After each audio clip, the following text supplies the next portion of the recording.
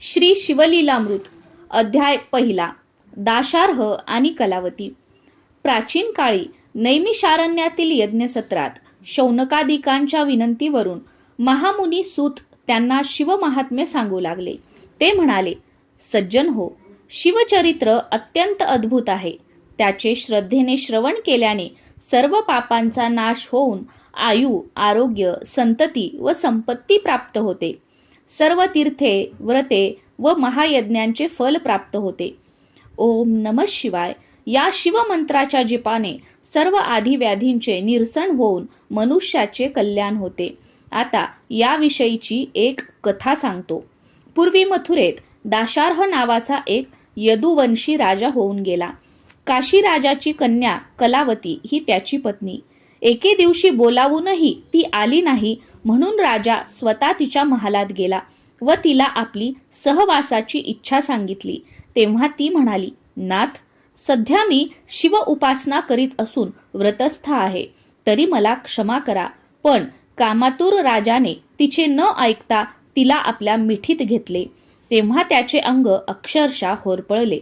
त्या अनुभवाने थक्क झालेल्या राजाने राणीला हा काय प्रकार आहे असे विचारताच ती म्हणाली, नाथ, मी दुर्वासांकडून नमः शिवाय मंत्राची दीक्षा घेतली आहे. त्याचा अहोरात्र जप केल्याने मी पावन झाले आहे. तुम्ही जप, तप, शिवार्चन यापैकी काहीही करत नाही. अभक्षभक्षण, अविचार आणि पापाचरण केल्याने तुमचे शरीर अपवित्र झाले आहे. त्यामुळे तुमच्या नशिबी पुढे नरक यातनाच आहेत. ते ऐकून राजाला पश्चाताप वाटू लागला. त्याने कलावतीला शिवमंत्र देण्याची विनंती केली, पण पती गुरुस्थानी असल्यामुळे तिने त्याला स्वतः मंत्र न देता गर्गमुनींकडे नेले.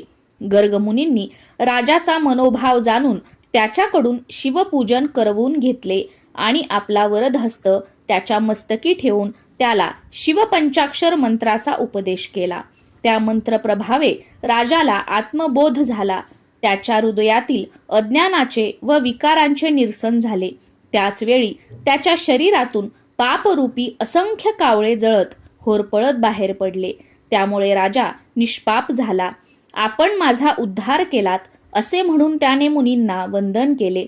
आपल्या राज्यात परतल्यावर तो शिवमंत्राचा सतत जप करू लागला. त्याच्या प्रभावाने राजाचे व त्याच्या प्रजेचे कल्याण झाले. अध्याय पहिला समाप्त. श्री सांब सदा शिवार्पणमस्तु. शुभम भवतु. अध्याय दुसरा.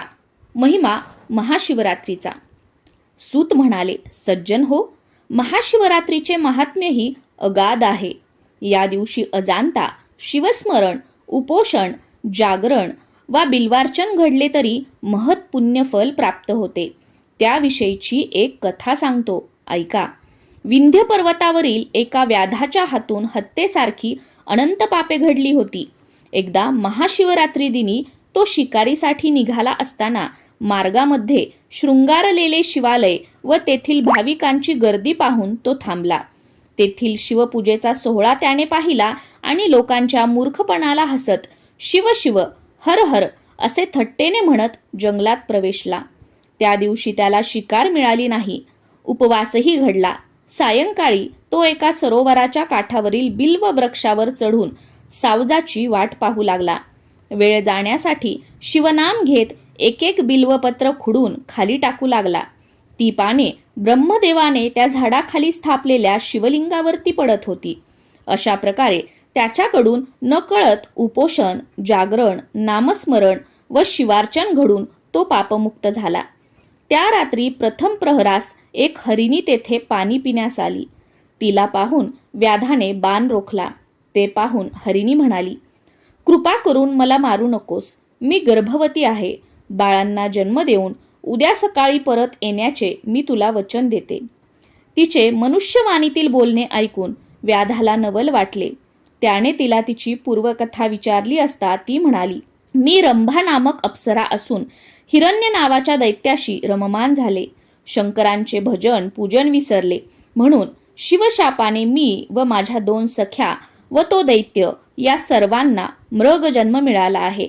12 वर्षांनी मी पुन्हा स्वर्गात जाईन. तिच्या बोलण्यावर विश्वास ठेवून त्या व्याधाने तिला जाऊ दिले आणि पुन्हा शिवनाम घेत बिल्वपत्रे तोडू लागला. एक एक प्रहराच्या अंतराने पुन्हा हरिणी, एक हरिण व आणखी एक हरिणी तेथे आली आणि आपापली कर्तव्य करून परत येण्याचे वचन देऊन निघून गेली. अशा प्रकारे व्याधाला जागरण व 4 प्रहरींचे शिवार्चन घडले. सकाळी तो मृग परिवार व्याधापाशी आला व शावकांसह ते सर्वजण व्याधाला आधी मला मार अशी विनंती करू लागले. ते पाहून व्याधाचे हृदय कळवळले. त्याने त्या सर्वांना नमस्कार केला. तेव्हा त्याला दिव्य रूप प्राप्त झाले. हरिणांनाही मूळचे स्वरूप मिळाले. तेवढ्यात तेथे एक दिव्य विमान आले. त्यात शिवगण होते. त्यांनी व्याधासहित त्या सर्वांना विमानातून शिवलोकी नेले. अध्याय 2 समाप्त. श्री सांब सदा शिवार्पणमस्तु. शुभम भवतु. अध्याय 3 राजा कल्माषपादाची कथा. सूत म्हणाले, सज्जन हो, पूर्वी इक्ष्वाकू वंशात मित्रसह नावाचा एक चक्रवर्ती सम्राट होऊन गेला. मृगयेसाठी गेला असताना त्याने एका राक्षसाला मारले म्हणून सुडाने पेटलेल्या त्याच्या भावाने मनुष्य रूपात राजाची भेट घेतली व त्याला आपले पाककौशल्य दाखवून त्याच्या प्रसादात आचार्याची नोकरी मिळवली. पुढे वसिष्ठ ऋषी नृपभेटीस आले असताना त्याने भाज्यांमध्ये नर मांस शिजवून पंक्तीत वाढले. ही गोष्ट अंतर्ज्ञानी वसिष्ठांना समजताच त्यांनी संतापाने राजाला तू निर्जन वनातील राक्षस होऊन नर मांस खाशील असा शाप दिला. राजाने चौकशीसाठी आचार्याला बोलावले, पण तो केव्हाच पळाला होता. तेव्हा ऋषींनी अकारण शाप दिला म्हणून संतापलेल्या राजाने त्यांना प्रतिशाप देण्यासाठी हातात पाणी घेतले, पण पट्टराणी मदयंतीने त्याला परावृत्त केले. राजाने ते पाणी आपल्याच पायावर टाकले. त्यामुळे पाय काळे पडून त्याला कल्माषपाद नाव पडले. सत्यप्रकार कळताच ऋषींनी त्याला तू 12 वर्षांनी राक्षस योनीतून मुक्त होशील असा उशाप दिला. ऋषी शापाने राक्षस झालेला कल्माषपाद भुकेने कासावीस होऊन भटकत असता त्याने एका ब्राह्मणास खाऊन टाकले. म्हणून त्याच्या पत्नीने म्हणजेच ब्राह्मणीने त्याला तू शापमुक्त होऊन घरी जाशील तेव्हा पत्नीशी रममान होताच मरण पावशील असा शाप दिला. त्यानंतर ती सती गेली. शापमुक्त होऊन राजा घरी परतला. तेव्हा त्याने ही गोष्ट आपल्या स्त्रियांना सांगितली. त्यामुळे त्यांना खूप दुःख झाले. या सर्व घटनांनी बेचैन झालेल्या राजाने ग्रहत्याग करून वनगमन केले. पुढे गौतमांची भेट झाल्यावर त्यांना स्वतःचे दुःख सांगून यातून सुटका होण्यासाठी काही मार्गदर्शन करावे अशी विनंती केली. तेव्हा गौतम ऋषींनी त्याला श्री क्षेत्र गोकर्ण महाबळेश्वरची पावन कथा सांगितली. त्या क्षेत्राचे महात्म्य विशद करत असताना एक अत्यंत पापिनी स्त्री गोकर्ण क्षेत्री कशी आली, तिला शिवरात्रीस उपोषण, जागरण व पूजन कसे घडले आणि त्याच्या पुण्यप्रभावाने ती यमलोकी न जाता शिवलोकी कशी गेली त्याविषयीची समग्र हकीकत सांगितली. गौतमांच्या मार्गदर्शनानुसार राजा कल्माषपाद श्री क्षेत्र गोकर्णास गेला व तेथे शिव आराधनेत रममान होऊन ब्रह्महत्येच्या पातकातून मुक्त झाला व अंती शिवलोकी गेला. अध्याय 3 समाप्त.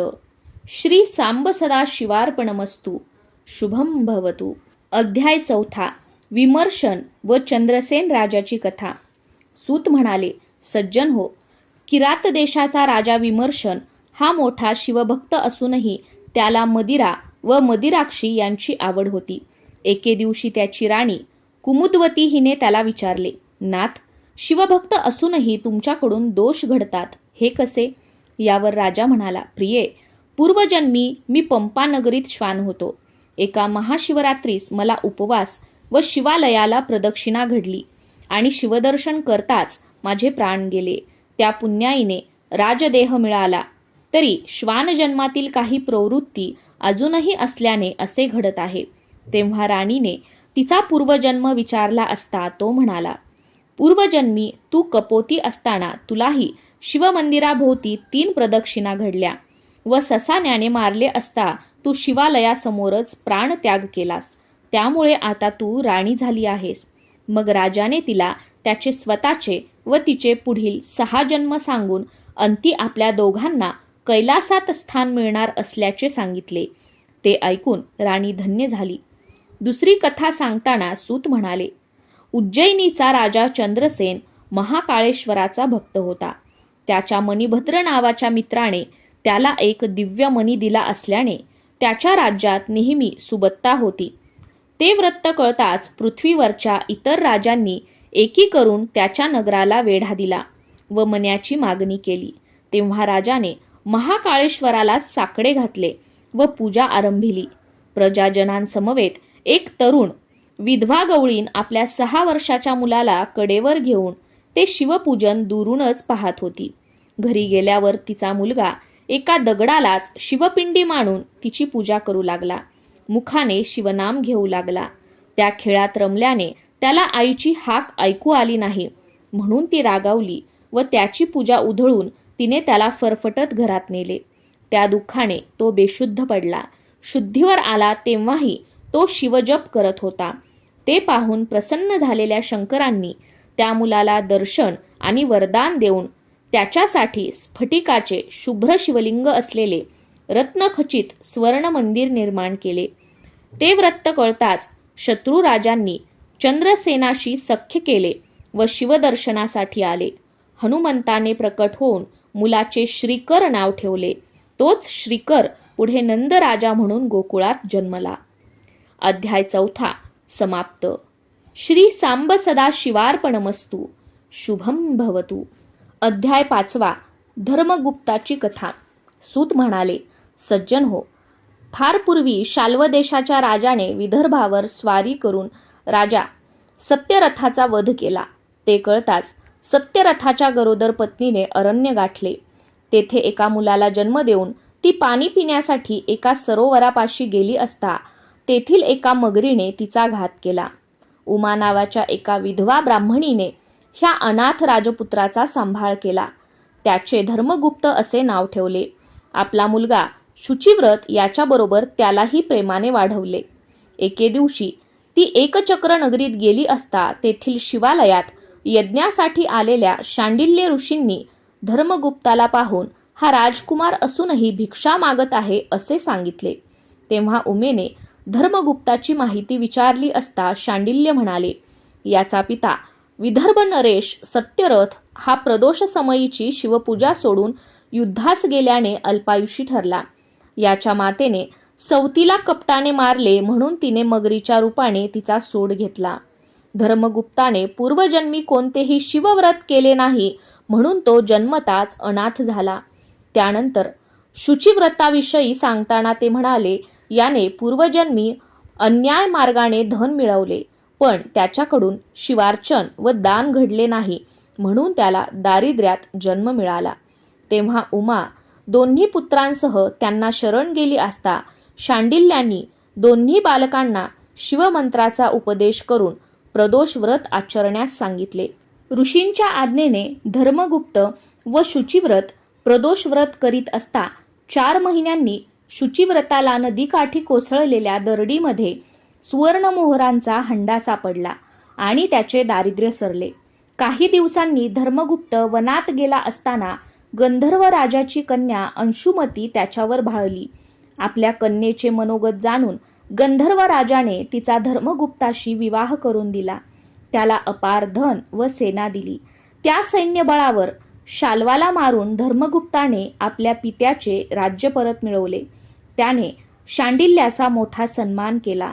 पुढे अनेक वर्ष राज्य करून त्याने आपला पुत्र सुदत्त याला गादीवर बसवले आणि दिव्य विमानात बसून तो अंशुमतीसह शिवलोकी गेला. अध्याय 5 समाप्त. श्री सांब सदा शिवार्पणमस्तु. शुभम भवतु. अध्याय 6 सीमंतिनीची कथा. सूत म्हणाले, सज्जन हो, पूर्वी आर्यावर्तातील चित्रवर्मा राजाला सीमंतिनी नावाची एकुलती एक कन्या होती. जन्मपत्रिकेनुसार ती दीर्घकाळ राज्यसौख्य भोगणार होती, पण तिची पत्रिका तिला 14व्या वर्षी वैधव्य येणार असल्याचीही सांगत होती. तो दुस्तर योग टाळण्यासाठी राजा शिवभक्ती करू लागला. तर भावी दुर्दैव निरसावे म्हणून याज्ञवल्क्यांची पत्नी मैत्रेयी हिच्या सांगण्यावरून सीमंतिनी मोठ्या श्रद्धेने सोमवारचे शिवव्रत करू लागली. ती उपवर झाली तेव्हा चित्रवर्म्याने नैषद देशाच्या इंद्रसेन राजाचा मुलगा चित्रांगत याच्याशी तिचा थाटात विवाह लावून दिला. त्यावेळी दसरा दिवाळीचे निमित्त करून चित्रवर्म्याने आपली मुलगी व जावाई यांना आपल्यापाशीच ठेवून घेतले. त्यांची हौसमोज पुरवली. एकदा चित्रागंध यमुनेत नौकाविहार करीत असताना नौका बुडून तो त्या अथांग जलाशयात दिसेनासा झाला. या दुःखद घटनेने सीमंतिनीवर जणू आभाळच कोसळले. त्या परिस्थितीचा फायदा घेऊन शत्रूंनी नैषध देशावर चढाई करून इंद्रसेनाचे राज्य बळकावले व त्याला कैदेत टाकले. याप्रमाणे चहूकडून दुर्दैव आडवे आले तरीही सीमंतिनीने आपले सोमवारचे शिवव्रत चालूच ठेवले. इकडे चित्रागंध नदीत बुडाला तेव्हा तेथे क्रीडा करण्यास आलेल्या नागकन्यांनी त्याला पाताळात नेले. तेथील राजा तक्षक याने त्याची विचारपूस करून त्याला काही दिवस आपल्यापाशीच ठेवून घेतले. पुढे 3 वर्षांनी चित्रांगदाने परत जाण्याचा विषय काढताच तक्षकाने त्याला 12 सहस्त्र नागांचे बळ, अमूल्य भेटी व तू स्मरण करताच तुझ्या भेटीस येईन असे वचन देऊन यमुना तीरी आणून सोडले. त्यावेळी सीमंतिनी ही स्नानासाठी आली होती. तिने त्याला पाहिले पण ओळखले नाही. त्याने तिला ओळखले, तिची चौकशी केली व तुझा पती जिवंत असून 3ऱ्या दिवशी मी तुमची भेट घडवून आणीन असे सांगून तो नैषध नगरीस गेला. तेथे शत्रूंना शरण आणून त्याने आपले राज्य परत मिळवले आणि आपल्या माता पित्यांसह सीमंतिनीस भेटला. त्यावेळी चित्रवर्म्याने आपल्या नगरीत मोठा उत्सव केला. चित्रांगदाने आपल्या नगरात अनेक वर्ष राज्य केले. सीमंतिनीच्या शिवव्रताच्या प्रभावाने त्यांचे सर्वतोपरी कल्याण झाले. अध्याय 6 समाप्त. श्री सांब सदा शिवार्पणमस्तु. शुभम भवतु. अध्याय 7 सोमवंत व सुमतीची कथा. सूत म्हणाले, सज्जन हो, विदर्भात वेदमित्र व सारस्वत नावाचे 2 ब्राह्मण एकमेकांचे मित्र होते. त्यांचे पुत्र सुमेधा व सोमवंत हेही मित्रच होते. विद्याभ्यास पूर्ण झाल्यावर त्यांच्या वडिलांनी त्यांना राजाकडे पाठविले. त्यांची विद्वत्ता पाहून राजा म्हणाला, नैषध राजा चित्रागदांची पत्नी सीमंतिनी शिवव्रती दिनी दाम्पत्य पूजन करते, म्हणून तुमच्यापैकी एकाने स्त्रीवेश घेऊन दाम्पत्य म्हणून तिच्याकडे जावे. ती तुमची पूजा करून तुम्हाला द्रव्य देईल व या कामाबद्दल मीही अपार द्रव्य देईन. मग त्याने सोमवंताला स्त्रीवेश देऊन सुमेधासह सीमंतिनीकडे पाठविले. तिने ते दोन्ही पुरुषच आहेत हे ओळखले, पण तरीही शिवपार्वती समजून त्यांचे पूजन केले व भोजन, द्रव्य, वस्त्रालंकार देऊन त्यांना निरोप दिला. मार्गामध्ये सोमवंताला आपण स्त्री झाल्याचे लक्षात आले व तो सुमेधाकडे रतिसुखाची मागणी करू लागला. सुमेधाने त्याची कान उघडणी करून त्याला घरी नेले. तेथे आपला मुलगा स्त्री झाल्याचे कळताच सारस्वताने त्याविषयी राजाला जाब विचारला. तेव्हा राजाने त्याची क्षमा मागून सोमवंताला पूर्वरूप प्राप्त व्हावे म्हणून देवीची उपासना केली. देवीने सोमवंत स्त्रीच राहणार असे सांगून त्याचे व सुमेधाचे लग्न लावण्यास सांगितले. सूत दुसरी कथा सांगू लागले. अवंतीमध्ये मदन नावाचा एक व्यभिचारी ब्राह्मण पिंगला नामक वैश्येकडे नेहमी जात असे. एके दिवशी त्यांनी ऋषभ नावाच्या शिवयोग्याची सेवा केली म्हणून 2ऱ्या जन्मात पिंगला सीमंतिनीची कन्या कार्तिमालिनी झाली, तर मदनाने वज्रबाहू राजाच्या सुमती राणीच्या पोटी जन्म घेतला. गरोदरपणी तिच्या सवतींनी तिच्यावर विषप्रयोग केल्याने त्या मायलेकरांच्या अंगावर भयंकर फोड उठले. उपचारांनीही उपयोग झाला नाही. तेव्हा राजाने त्यांना अरण्यात सोडले. त्यावेळी एका वाण्याच्या सोबतीने ती वैश्यनगरीस आली. तेथील पद्माकर राजाला भेटून तिने आपली कर्मकहाणी सांगितली. राजाने तिच्या राहण्याची व पोटापाण्याची व्यवस्था केली. पुढे एका व्याधीने तिचा मुलगा वारला. तेव्हा सुमती शोक करीत असता एका शिवयोग्याने तिला मृत्युंजय मंत्र सांगून अभिमंत्रित भस्म त्या दोघांच्या अंगास लावले. त्याच्या प्रभावाने तिचा पुत्र जिवंत झाला. ती दोघे निरोगी व सुंदर झाली. शिवयोग्याने तिच्या पुत्राचे भद्रायू नाव ठेवले व त्याला अनेक आशीर्वाद देऊन तो गुप्त झाला. अध्याय 7 समाप्त. श्री सांब सदा शिवार्पणमस्तु. शुभम भवतु. अध्याय 8 भद्रायूची कथा. सूत म्हणाले, सज्जन हो, भद्रायू 12 वर्षाचा असताना तो शिवयोगी पुन्हा त्या मायलेकरांना भेटावयास आला. सुमतीने त्याचे आनंदाने स्वागत केले. त्यावेळी त्याने भद्रायूला न्याय, नीती, शास्त्राबरोबरच शिवार्चन व शिवभक्तीही शिकवली. एक दिव्य शंख व खडक दिले आणि अनेक आशीर्वाद देऊन तो गुप्त झाला. पुढे पद्माकर राजाचा पुत्र सुनय व शिवयोग्याने दिलेली आयुधे यांच्या सहाय्याने भद्रायूने आपला पिता वज्रबाहूस त्याचा शत्रू हेमरथ याच्या तावडीतून सोडविले. काही दिवसांनी त्या शिवयोग्याने चित्रांगद व सीमंतिनीची भेट घेऊन तुमची कन्या कीर्तिमालिनी भद्रायूला द्या असे सुचवले. त्यास मान्यता देऊन त्यांनी विवाहाची तयारी केली. सुमती आणि पद्माकरही लवाजम्यासह आले. निमंत्रितांमध्ये वज्रबाहूही होता. त्याला भद्रायू आपलाच पुत्र आहे हे कळताच पूर्वकृत्याचा पश्चाताप झाला. भद्रायू व कीर्तिमालिनी विवाहबद्ध झाल्यावर त्याला आपले राज्य देऊन वज्रबाहू आणि सुमती तपश्चर्येसाठी केदारनाथ क्षेत्री गेले. एकदा भद्रायू पत्नीसह वनविहार करत असता एक ब्राह्मण जोडपे धावताना दिसले. एक वाघ त्यांच्या मागे लागला होता. भद्रायूला पाहून ब्राह्मण त्याच्यापाशी आला आणि माझ्या पत्नीचे रक्षण कर असे म्हणाला. भद्रायूने त्वरेने शरवर्षाव केला, पण तो ब्राह्मणीला वाचवू शकला नाही. त्यामुळे तो ब्राह्मण त्याला दूषणे देऊ लागला. त्या घटनेने व्यथित झालेल्या भद्रायूने त्याच्या शोकपरिहारार्थ त्याचे लग्न लावून राज्य देण्याचीही तयारी दर्शवली. पण त्याचे दुःख कमी होईना. शेवटी त्याने माझी पत्नी देतो असे म्हणून कीर्तिमालिनीचे संकल्पपूर्वक दान केले. तेव्हा कुठे तो शांत झाला. त्यानंतर या अपयशाबद्दल त्याने चिता पेटवून अग्नीत उडी घेतली. तेव्हा शिवपार्वतीने तेथे प्रकट होऊन त्याला हृदयाशी धरले आणि इष्टवर मागण्यास सांगितले. तेव्हा त्याने ब्राह्मणाची पत्नी आणून द्या अशी विनंती केली. ती उभयता हसली व तुझी परीक्षा घेण्यासाठीच आम्ही ती लीला केली होती असे सांगितले. त्यानंतर कीर्तिमालिनीला त्याच्या हवाली करून चित्रांगद, सीमंतिनी, वज्रबाहू, सुमती, पद्माकर यांच्यासह तुम्हा दोघांनाही माझे अक्षय पद प्राप्त होईल असे वरदान देऊन ते गुप्त झाले. भद्रायूने न्याय, नीती, धर्माने राज्य केले व अंती पत्नीसह शिवलोकी गेला. अध्याय 8 समाप्त. श्री सांब सदा शिवार्पणमस्तु. शुभम भवतु. अध्याय 9 भस्म महिमा. सूत म्हणाले, सज्जन हो, वामदेव नावाचा महाज्ञानी मुनी सर्वांगास भस्म लावून दिगंबर अवस्थेत एकटाच वनसंचार करीत असे. एके दिवशी भुकेने कासावीस झालेल्या एका ब्रह्मराक्षसाने त्याला खाण्यासाठी पकडले असता मुनीच्या अंगावरचे थोडेसे भस्म त्याच्याही अंगाला लागले. त्या पवित्र भस्माच्या प्रभावाने त्याची सर्व पातके नष्ट होऊन तो दिव्यदेही झाला.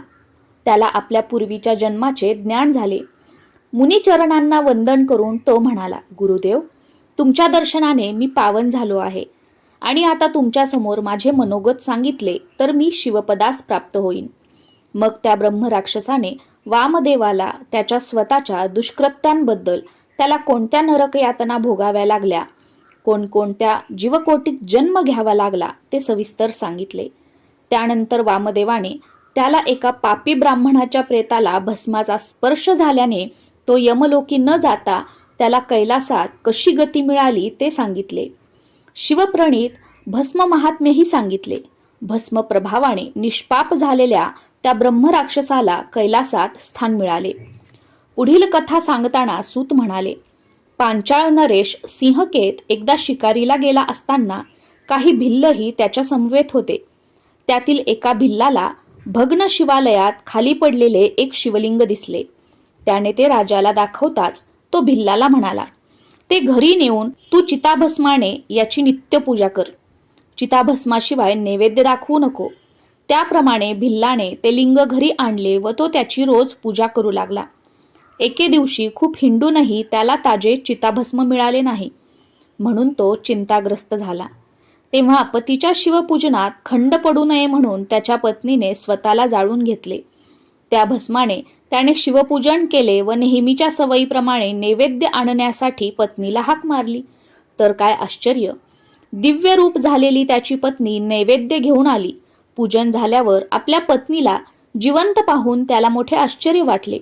शिवकृपेने तोही शिवरूप झाला आणि पत्नीसह शिवलोकी गेला. हे वृत्त कळताच सिंहकेतही शिवभक्ती करू लागला आणि अंती शिवपदास पोचला. अध्याय 9 समाप्त. श्री सांब सदा शिवार्पणमस्तु. शुभम भवतु. अध्याय 10 शारदेची कथा. सूत म्हणाले, सज्जन हो, अनर्थ देशातील देवरथ नामक ब्राह्मणास शारदा नावाची एक कन्या होती. त्याने तिचा 12व्या वर्षीच विवाह करून दिला. लग्नानंतर काही दिवस जावयाला आपल्याकडेच ठेवून घेतले. एकदा शारदेचा पती स्नान संध्या करून नदीवरून परतत असता विषारी साप चावून मरण पावला. त्यावेळी देवरथाने मोठ्या धैर्याने मुलीला सावरले व जावयाचे उत्तर कार्य केले.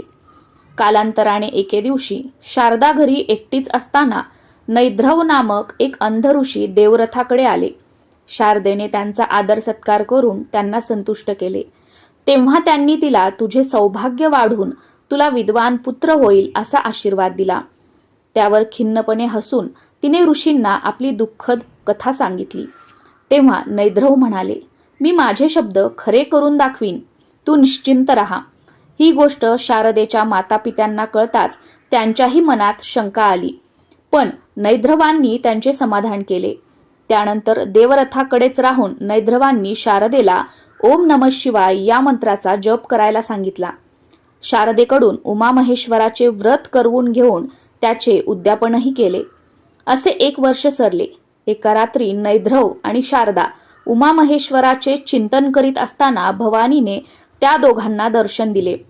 तेव्हा नैध्रवांनी तिची स्तुती करून माझा आशीर्वाद खरा कर अशी विनंती केली. तेव्हा देवीने शारदेचे पूर्वजन्मकृत कर्म व ऋणानुबंध सांगून पुढे म्हटले, हिचा पूर्वजन्मीचा पती द्रविड देशात असून अजूनही हिच्यासाठी तळमळतो आहे. तो हिला स्वप्नात भोग देईल. त्यापासून हिला होणारा पुत्र शारदानंद म्हणून विख्यात होईल असे बोलून देवी गुप्त झाली. पुढे देवीच्या वचनानुसार शारदा गर्भवती झाली. तेव्हा लोकांनी तिचा छळ केला. तेव्हा शारदा निर्दोष असून तिची निंदा करणाऱ्याच्या जिभेला किडे पडतील अशी आकाशवाणी झाली. एका कुत्सित निंदकास तशी प्रचिती येताच जननिंदा थांबली. पुढे तिला जो पुत्र झाला त्याचे नाव शारदानंद ठेवण्यात आले. तो विद्वान पंडित झाला. पुढे दैवयोगाने शारदेची व द्रविड देशातील तिच्या पूर्वजन्मीच्या पतीची श्री क्षेत्र गोकर्ण येथे शिवरात्रीस भेट झाली. पती पत्नी व पुत्र यांचे मिलन झाले. कालांतराने पती निधनानंतर शारदेने सहगमन केले व ती दोघे कैलासलोकी गेली. अध्याय 10 समाप्त. श्री सांब सदा शिवार्पणमस्तु. शुभम भवतु. अध्याय 11 महानंदा, सुधर्म व तारक यांची कथा. सूत म्हणाले, सज्जन हो, काश्मीर देशाचा राजा भद्रसेन याचा पुत्र सुधर्म आणि प्रधान पुत्र तारक हे दोघेही लहानपणापासून एकमेकांचे मित्र व शिवभक्त होते. त्यांना अंगाला राख फासून रुद्राक्षमाळा घालून एकांतात शिवस्मरण करायला आवडायचे. त्यांच्या अशा वागण्याने राजा व प्रधानास मोठी चिंता वाटे. एकदा पराशर ऋषी राजाच्या भेटीस आले. राजाने त्यांना आपली चिंता सांगितली. तेव्हा त्या दोन्ही कुमारांचे अवलोकन करून पराशर म्हणाले, पूर्वी नंदीग्रामात महानंदा नावाची वेश्या राहत असे. तिने एक कोंबडा व माकड पाळले होते.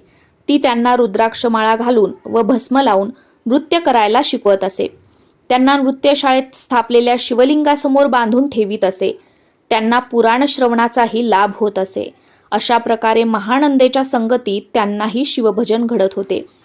एकदा भगवान शंकर महानंदेची परीक्षा घेण्यासाठी सौदागराच्या रूपात तिच्या घरी गेले. तिने त्यांचे स्वागत करून मी 3 दिवस फक्त तुमचीच आहे असे सांगितले. तेव्हा सौदागराने आपल्याकडील दिव्यलिंग तिच्याकडे दिले व म्हणाला, हे लिंग माझा प्राण आहे, ते जपून ठेव. ते जळले वा भंगले तर मी अग्निप्रवेश करीन. महानंदेने ते लिंग नृत्यशाळेत ठेवले. त्या रात्री ती उभयता मंचकावर झोपली असता नृत्यशाळेला आग लागून ते दिव्यलिंग भस्मसात झाले. महानंदेने धाव घेऊन कोंबडा व माकड यांची सुटका केली. त्यानंतर शोकग्रस्त सौदागराने अग्निप्रवेश करून आपली जीवन यात्रा संपवली. त्यावेळी महानंदेने सती जाण्याचा निश्चय केला व आपल्या सर्वस्वाचे दान करून पेटत्या चितेत उडी घेतली. तेव्हा शंकरांनी तिला वरचेवर झेलले आणि आपल्या चरणी अक्षय स्थान दिले. महानंदेकडील कोंबडा व माकड यांना तुझ्या व प्रधानाच्या पुत्राच्या रूपाने उत्तम जन्म मिळाले आहेत. पण हे राजा, तुझा पुत्र अल्पायुषी असून आजपासून 7व्या दिवशी मरणार आहे. हे संकट टाळण्यासाठी तू शिवावर संततधार धरून रुद्राध्यायाची पारायणे कर. राजा मनोमन घाबरला होता, तरीही त्याने ऋषींनी सांगितल्याप्रमाणे सर्व काही धैर्याने केले. 7व्या दिवशी मृत्यू घटका येताच सुधर्मा शुद्ध हरपून खाली पडला. तेव्हा पराशरांनी रुद्रोदक शिंपडून त्याला शुद्धीवर आणले. भान येताच त्याने शिवदूतांनी आपले प्राण कसे परत आणले तो अनुभव सांगितला. तेव्हा नारदांनीही तेथे प्रकट होऊन त्याला दुजोरा दिला. मग भद्रसेनाने आनंदोत्सव करून नारद व पराशरांचा सन्मान केला आणि सुधर्म्याला गादीवर बसवून प्रधानासह तपासाठी वनात गेला. शंकराने त्यांनाही निज कृपेने आपल्यात विलीन करून घेतले. अध्याय 11वा समाप्त. श्री सांब सदा शिवार्पणमस्तु. शुभम भवतु. अध्याय 12वा बहुलेची व भस्मासुराची कथा. सूत म्हणाले, सज्जन हो, दक्षिणेकडील अमंगल नामक गाव नावाप्रमाणेच अमंगल होते. तेथे राहणारे विदुर आणि बहुला हे ब्राह्मण दाम्पत्यही व्यभिचारी होते. विदुराच्या मृत्यूनंतर यमदूतांनी त्याला भयंकर नरकात टाकून छळले व शेवटी पिशाच योनीत टाकले. विंध्याचलाच्या दऱ्याखोऱ्यात तहान भुकेने व्याकुळ होऊन तो पिशाच रूपात भटकू लागला. विधवा बहुलेला एक मुलगा झाला, पण तो कोणाचा आहे हेही तिला माहीत नव्हते. एकदा ती गोकर्ण क्षेत्री गेली असता पुराण ऐकण्यास बसली. तेव्हा पुराणिक बुवांनी व्यभिचारी स्त्रियांना कोणत्या यातना भोगाव्या लागतात हे सांगितल्यावर बहुला घाबरून रडू लागली. तिने बुवांची भेट घेऊन त्यांना आपली पापकृत्ये सांगितली व त्यांच्या चरणांवर पडून यातून सोडवा असे विनविले. बुवांनी तिला नमः शिवाय मंत्राचा उपदेश करून शिवलीला ऐकविल्या. त्यामुळे ती सप्रेम शिवभक्ती करू लागली. भक्तीने पवित्र झाली. शंकराने तिला शिवलोकी नेले. तिथे तिने उमामहेश्वराची स्तुती केली. त्यामुळे प्रसन्न झालेल्या पार्वतीने तिला वर मागण्यास सांगितले असता तिने पतीचा उद्धार व्हावा अशी इच्छा प्रकट केली. त्यानंतर पार्वतीच्या सांगण्यावरून विंध्याचलावर पिशाच रूपात भटकणाऱ्या विदुराला शिवकीर्तन ऐकवून तिने त्याचा उद्धार केला. सूत पुढे म्हणाले, एकदा प्रदोषकाळी अंगाला भस्म लावत असताना शंकरांना त्यात एक खडा सापडला. त्यापासून जो असुर उत्पन्न झाला त्याचे त्यांनी भस्मासूर नाव ठेवले व त्याला नित्य नवीन चिताभस्म आणून देण्यास सांगितले. ते आणण्यासाठी त्याला बरीच पायपीट करावी लागे. म्हणून त्याने शंकरांकडे मी ज्याच्या डोक्यावर हात ठेवीन त्याचे भस्म व्हावे असा वर मागितला. सर्वांनी विरोध करूनही भस्मासुराला आपली सेवा करता यावी म्हणून त्यांनी तो वर दिला. त्यामुळे तो उन्मत्त झाला. त्रिभुवनावर राज्य करण्याचे मनसुबे रचू लागला. त्याने भूलोकी थैमान घातले. तेव्हा प्रजाजनांनी विष्णूंकडे धाव घेतली. त्याने त्यांना कैलासावर नेले. तेवढ्यात भस्मासूर तेथे आला व शंकरांच्या मस्तकी हात ठेवण्यास धावला. तेव्हा शंकरांनी पळ काढला. त्यावेळी भवानीच्या विनंतीवरून विष्णूने मोहिनी रूप धारण केले आणि भस्मासुराला आपल्या मोहजालात अडकवून लग्नापूर्वी कुलाचार म्हणून स्वतः समवेत नृत्य करण्यास लावले. ते नृत्य करताना भस्मासुराने आपला हात स्वतःच्या डोक्यावर ठेवला आणि त्याचे क्षणात भस्म झाले. अध्याय 12वा समाप्त. श्री सांब सदा शिवार्पणमस्तु. शुभम भवतु. अध्याय 13वा दक्षाची कथा व कार्तिक स्वामीचे जन्मवृत्त. सूत म्हणाले, सज्जन हो, दक्ष राजा शंकरांचा सासरा असूनही त्यांचा द्वेष व निंदा करीत असे. त्यांना हवीरभागही देत नसे. त्याने आपल्या घरी महायज्ञाचे आयोजन केले होते तेव्हा आमंत्रण नसूनही भवानी माहेरी गेली. तिथे सर्वांनी तिची उपेक्षा केली म्हणून तिने यज्ञकुंडात उडी घेऊन आत्मसमर्पण केले. या वृत्ताने संतापलेल्या शंकरांनी जटा आपटून वीरभद्रास उत्पन्न केले.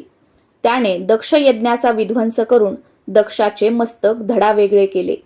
तेव्हा सर्व देवांनी शिवस्तुती करून त्याला शांत केले आणि बोकडाचे शिर दक्षाच्या धडाला लावून त्यास जिवंत केले. त्यानंतर भवानीने हिमालयाच्या पोटी पार्वती उमा नावाने जन्म घेतला आणि शंकरांच्या प्राप्तीसाठी कडक व्रत करू लागली. तारकासुराचे पुत्र तारकाक्ष, विद्युन्माली व कमललोचन शिवाच्या वरदानाने उन्मत्त झाले. तेव्हा शंकरांनी वीरभद्रासह त्यांच्यावर चढाई केली, पण त्यांच्या स्त्रिया पतिव्रता असल्याने ते असुर मारले जाईनात. तेव्हा श्रीकरधराने बौद्ध रूपाने त्यांच्याकडे जाऊन त्यांना अपवित्र असे चार्वाक शास्त्र सांगितले. त्यामुळे त्या व्यभिचार करू लागल्या. त्यांचा प्रभाव नष्ट होताच शंकरांनी पाशुपतास्त्राने त्या असुरांना ठार केले.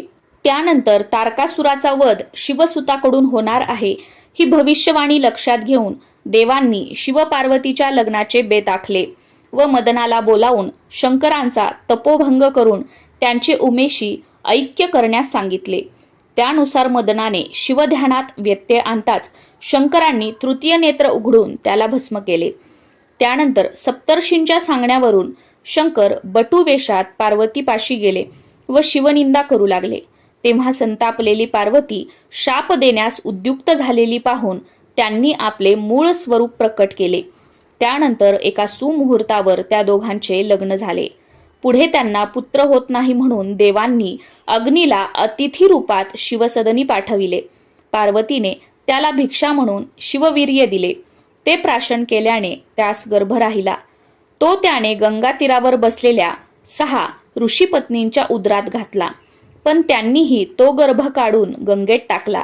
त्यानंतर ते 6ही भाग एकत्र होऊन 6 तोंडांचा व 12 हातांचा मुलगा जन्मास आला. तो आपलाच पुत्र आहे हे शंकरांनी ओळखले. त्याचे कार्तिक स्वामी नाव ठेवले.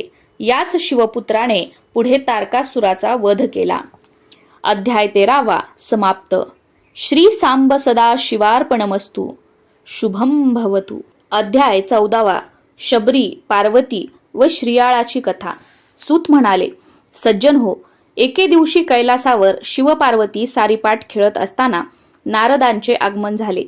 त्यांनी त्या दोघांना पण लावून खेळण्यास सांगितले.